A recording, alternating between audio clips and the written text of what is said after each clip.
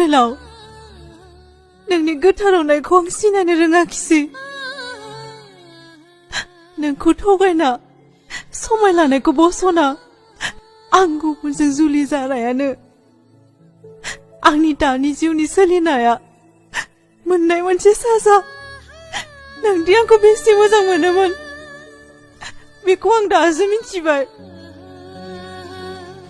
नों जे दाबो जुलि खालामाखै बेखौबो नोंनि महराव नोंनि मेगनाव नायनानै सिनायबाय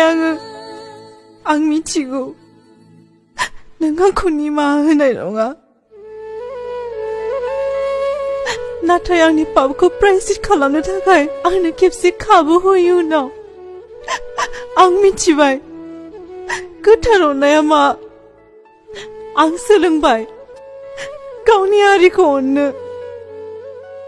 गावनिया जेब्लाबो गावनिखा